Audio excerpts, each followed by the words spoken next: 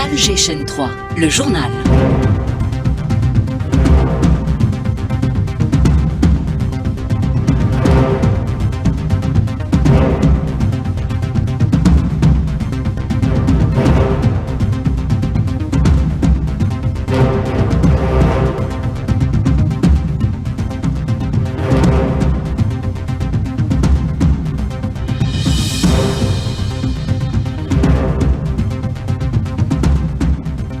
Le journal de 12h30 avec Siam Bacha.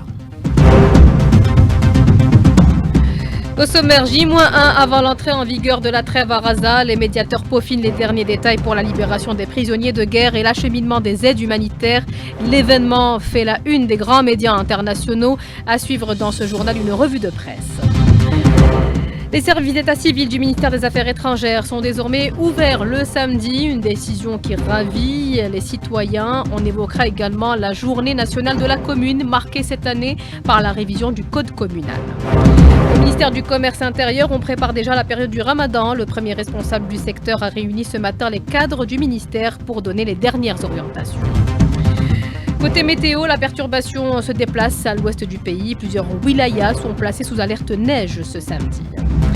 Et puis sport, handball et football. Le Mouloudia d'Alger affronte les Young Africans dans le cadre de la Ligue des Champions en handball. Troisième match du set national au championnat du monde.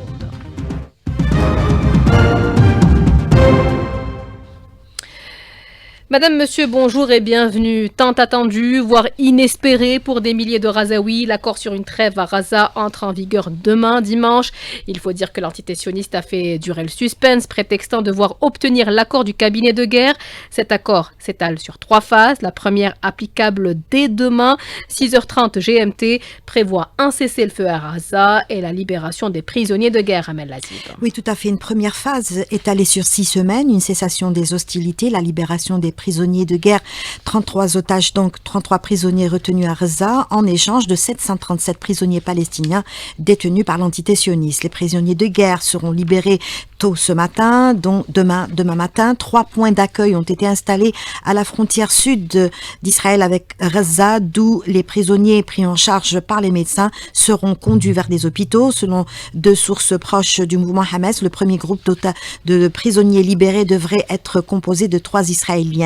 Les autorités israéliennes qui ont désigné 95 détenus palestiniens libérables dès demain, des femmes, des mineurs en majorité, la plupart arrêtés après le 7 octobre. Parmi les prisonniers appelés à être libérés, Zakaria Ezoubeidi, ex-leader des brigades des martyrs El-Aqsa, la branche armée du mouvement Fatah. Outre les libérations des prisonniers, la première phase de l'accord comprend, selon le président américain Joe Biden, un cessez-le-feu total, un retrait israélien des zones densément peuplées à Gaza, une augmentation de l'aide humanitaire. Pendant la première phase seront négociées les modalités de la deuxième étape qui doit permettre la libération des derniers prisonniers avant la troisième et dernière étape consacrée à la construction de Gaza, à la restitution des corps des otages en captivité. Le chef des affaires humanitaires des Nations Unies, Tom Fletcher, a qualifié cette trêve de moment d'espoir et d'opportunité, précisant qu'il ne fallait pas se faire d'illusions sur la difficulté à acheminer l'aide des hauts survivants, car faut-il rappeler, dans ce territoire densément peuplé, près de 2,5 millions d'habitants ont été déplacés au moins une fois. Les travailleurs humanitaires craignent que l'aide ne suffise pas à tout le monde. Tout le monde est épuisé, y compris les travailleurs humanitaires locaux. La situation est plus désastreuse dans le nord de Gaza, où les organisations humanitaires affirment que l'entité sioniste a refusé presque toutes leurs demandes d'entrée d'environ 10 000 personnes, donc restent bloquées. L'objectif est d'acheminer entre 500 et 600 camions par jour, selon le représentant de l'OMS. Cela représente une énorme augmentation par rapport aux 40 et 50 camions qui ont atteint Gaza ces derniers mois. Toujours selon le représentant de l'OMS, des plans sont en place pour que les livraisons commencent au plus vite, à savoir à partir de demain. L'événement fait naturellement la une des grands médias internationaux. Voici tout de suite une revue de presse signée Kalima Hasnaoui. Nous commencerons d'abord avec The Palestine Chronicles et dans un article, le journal électronique titre l'accord de cessez-le-feu à Gaza, point clé et étape de la reconstruction. Il revient en détail sur l'accord de cessez-le-feu. The Washington Post américain titre les premiers otages seront libérés à partir de dimanche en vertu de l'accord de cessez-le-feu conclu entre Israël et le Hamas. Le journal américain toujours, le New York Times donne plus de détails sur l'échange des prisonniers. La trêve commencera à 8h30 selon le ministère des Affaires étrangères du Qatar. Et ajoute le journal américain Independent qui révèle le nombre des prisonniers palestiniens devant être libérés dès demain, soit 337 prisonniers. Le journal électronique Middle East Eye aborde aussi la question de l'échange et titre « Accord de cessez-le-feu à Gaza, le Hamas, l'Égypte et le Qatar font pression pour la libération de Marwan Barghouti ». Il précise que le dirigeant palestinien emprisonné figure en tête de la liste des prisonniers politiques dans la libération potentielle, fait l'objet de discussions selon 3 sources informées des pourparlers. Le journal Haaretz, dans une analyse, aborde l'accord sur les otages qui exige d'Israël qu'il accepte d'instaurer un autre régime à Gaza. Il développe que les accords conclus par Israël avec le Liban, le Hamas vise à limiter leur puissance militaire et à répondre aux besoins humanitaires. Dans Mediapart, le média français, est dans une chronique intitulée « Pourquoi Israël s'est résolu au cessez-le-feu avec le Hamas ?» Les journalistes abordent la question et évoquent la pression américaine. Voilà pour ce qui est des titres internationaux. Le Hamas estime que l'armée d'occupation a échoué dans ses buts qu'il qualifie d'agressifs. Israël est seulement parvenu à commettre des crimes de guerre qui déshonorent l'humanité, indique le dernier communiqué de la résistance palestinienne. Cet accord négocié depuis novembre 2023 illustre effectivement l'échec de l'entité sioniste selon Dalal Horayrat, professeur de diplomatie à l'université arabe américaine en Palestine occupée. Elle est contactée par Kalima Hasnaoui. D'une part, cet accord illustre l'incapacité du gouvernement d'occupation à poursuivre une guerre coûteuse sur les plans humain, économique et diplomatique. D'autre part, cet accord met en lumière la victoire symbolique et stratégique de la résistance palestinienne, qui a non seulement résisté à l'une des machines de guerre les plus puissantes au monde, mais a également exposé les injustices et les crimes de guerre de l'occupation israélienne aux yeux du monde entier. Cette situation reflète une dynamique où le peuple palestinien, à travers son courage et sa résilience, contraint l'entité occupante à reconnaître, même indirectement, les limites de son pouvoir. Cependant, cette victoire ne sera complète que si elle s'inscrit dans un processus le plus large de libération et de justice. À la demande de l'Algérie et de la Russie, le Conseil de sécurité des Nations Unies se réunira jeudi prochain sur la situation des enfants à Gaza. On estime que depuis le 7 octobre, l'armée d'occupation a tué en moyenne 35 enfants palestiniens par jour dans la bande de Gaza, indique le porte-parole de l'UNICEF. Le Conseil de sécurité, réuni hier à huis clos à la demande de l'Algérie, toujours sur la situation de l'Office des secours des travaux des Nations Unies pour les réfugiés de Palestine, l'UNRWA, qui fait face à une menace d'interdiction imminente à Gaza et en Cisjordanie occupée par l'entité sioniste. L'UNRWA a exprimé hier son engagement à poursuivre ses aides dans la bande de Gaza. Grande mobilisation demain au Maroc en soutien à la résistance palestinienne. Cette marche initiée par le Front marocain de soutien à la Palestine et la lutte contre la normalisation est un hommage, selon le communiqué de l'ONG, à la loyauté du peuple marocain envers la résistance et la grandeur du peuple palestinien. 12h bientôt, 39 minutes sur Alger Chaîne 3. Dans l'actualité nationale, le ministère du Commerce intérieur prépare déjà la période du Ramadan. Le premier responsable du secteur a réuni ce matin les cadres du ministère pour donner les dernières orientations. Soraya Roslan. Le ministre du Commerce et de la Régulation du marché, Taïeb Zetouni, a mis l'accent sur les mesures prises proactives en coordination avec d'autres secteurs pour éviter toute éventuelle fluctuation sur les marchés pendant le mois du Ramadan, dans le but d'assurer la stabilité du marché national et son approvisionnement en divers produits de consommation alimentaire et agricole, notamment durant ce mois sacré. Zetouni a également appelé à redoubler d'efforts pour renforcer l'efficacité de la production locale, l'approvisionnement et la distribution des produits alimentaires, affirmant que les présidents de la République accordent un intérêt particulier aux questions de sécurité alimentaire liées à la préservation du pouvoir d'achat du citoyen, à la promotion de la production nationale et à l'approvisionnement du marché national en produits alimentaires. Le responsable du secteur a également appelé les responsables à alimenter les produits de proximité tout en veillant à la disponibilité des produits durant ce mois sacré. Le ministre du Commerce a animé un point de presse autour de lequel il a annoncé la mise en place du marché de proximité dans chaque daïra 15 jours avant le début du Ramadan. Ces marchés permettront aux citoyens de s'approvisionner en produits alimentaires et proposeront une gamme de produits de large consommation de légumes et fruits. À l'approche de ce mois sacré, 28 000 tonnes de viande blanche et rouge seront importées, annonce le ministre du Commerce de la SAFEX, Soraya Roslane, Alger 3. Et lors du point de presse, Taïeb Zitouni a expliqué les difficultés auxquelles fait face actuellement le marché national. On a pris toutes les mesures possibles et nécessaires à notre possession pour faire face à n'importe quel réseau de spéculation et faire approvisionner le marché d'une manière correcte, comme on a fait l'année passée. Et vous avez, je pense, remarqué que l'année passée, alhamdoulilah, il n'y a pas eu de pénurie, il n'y a pas eu de perturbation sur le marché. Il y a pas, cette année, bon, on va faire un peu plus attention parce que c'est une période de soudure, c'est une période de non-production sur le plan agricole, c'est une période qui est un peu difficile et à travers ce qui se passe à travers le monde, à travers les lignes de production et d'approvisionnement, je pense qu'on doit faire un peu plus attention. À son tour, le ministre de l'Hydraulique a présidé aujourd'hui une rencontre nationale sous le thème le service public de l'eau, bilan et perspectives. La ministre du Tourisme et de l'Artisanat a présidé ce matin les travaux d'une rencontre sur la saison du tourisme saharien. Ce 18 janvier, c'est la journée de la commune. Elle a été instaurée en 1967 pour célébrer la structure de base et qui prend en charge les affaires quotidiennes des citoyens et contribue à la décentralisation. Le code communal est en passe d'être révisé pour accorder justement plus d'autonomie aux mairies. La correspondance depuis Tlemcen de Amina Bejaoui.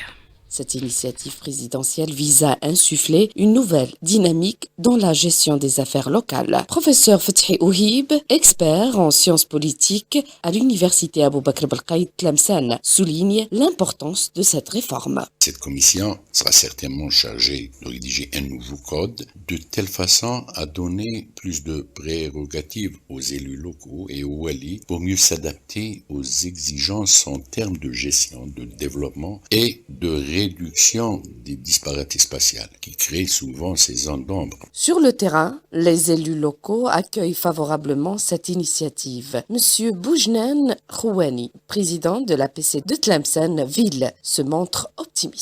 Afin de faire de la collectivité locale une réelle locomotive du développement, donc le nouveau code communal doit assurer au président des assemblées populaires communales plusieurs avantages de prérogatives. Donc l'élu doit mener des actions pour répondre non seulement aux préoccupations des citoyens, mais également pour développer son territoire. La wilaya de Tlemcen est représentée au sein de cette commission avec la participation de Madame Belkadi Wardia, présidente de la commune de Beni Ouassous.